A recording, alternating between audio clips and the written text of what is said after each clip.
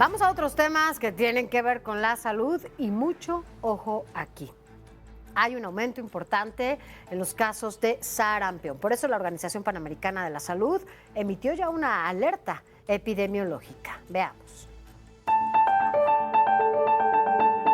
La Organización Panamericana de la Salud emitió una alerta epidemiológica debido al aumento de casos de sarampión en varios países de la región de las Américas. Hasta la semana epidemiológica 8 del 2025, es decir, el 21 de febrero, se confirmaron 268 casos en países como Argentina, Canadá, Estados Unidos y México. Este aumento representa un incremento significativo en comparación con el mismo periodo de 2024, cuando se registraron solo 60 casos durante las primeras 8 semanas del año. El sarampión es una enfermedad viral sumamente contagiosa. Se transmite por la diseminación de gotitas suspendidas en el aire o por contacto directo con secreciones nasales o faríngeas de personas infectadas. Los síntomas van desde fiebre, conjuntivitis, tos y manchas pequeñas en la boca. Los casos graves son frecuentes en niñas y niños con malnutrición y en quienes su sistema inmunitario está debilitado. Es altamente transmisible y sobre todo son susceptibles las personas que no se han vacunado.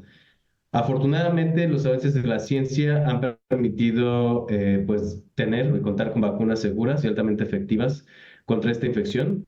Hablamos de que si se completa el esquema de 2 dosis de vacuna contra el sarampión, existe una efectividad por arriba del 98% para disminuir el riesgo de contagio. Los casos de sarampión en la región de las Américas afecta principalmente a niñas y niños de 10 a 19 años, seguido del grupo de edad de 1 a 4 años. Entonces, si se fijan, son poblaciones que ya deben de haber sido vacunadas. Entonces, la recomendación es que si vamos a viajar, necesitamos revisar que tengamos al corriente nuestros esquemas de vacunación. La vacuna se encuentra disponible en centros de salud y en la clínica del viajero de la UNAM. Antonio Anistro, Heraldo Media Group. Aquí en nuestro país, la Secretaría de Salud emitió una alerta epidemiológica por los 120 casos confirmados de tosferina en 21 estados. La lista la encabeza Nuevo León, seguido de Ciudad de México, Aguascalientes y Oaxaca.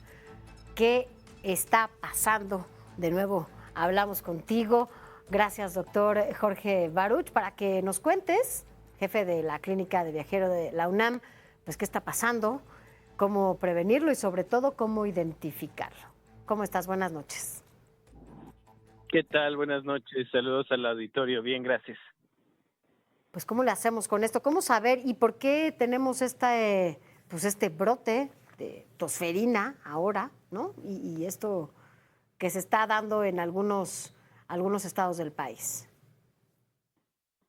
El problema con la tosferina es que es una infección respiratoria de las vías aéreas superiores, en donde pues es altamente contagiosa si es que no contamos con la inmunidad adecuada o la protección que confiere la vacunación para disminuir el estado de portador, que generalmente lo tienen los adultos y adultos mayores, y pues que este estado portador da la capacidad a los humanos de transmitirla a los más pequeños, a los niños menores de 5 años, sobre todo menores de 2 años, que son los más susceptibles a desarrollar complicaciones, sobre todo accesos de tos que pueden llevar a pues disminuciones o pérdidas repentinas de la respiración, y con ello pueden complicar los cuadros y puede llegar a ser letal. Entonces, en este caso, la tosferina fue causada por Bordetella pertussis, una bacteria, prácticamente ocasiona brotes estacionales cada 2 a 4 años en todo el mundo. Entonces es un poco normal lo que está pasando. Sí, es esperado. Okay. Es esperado. Sin embargo, la vacunación a veces no asegura la suficiente cobertura a nivel global o a nivel regional en algún país o incluso en una región como la Ciudad de México o algún estado de la República. No es suficiente esta cobertura para garantizar que estos brotes no sucedan, ¿no?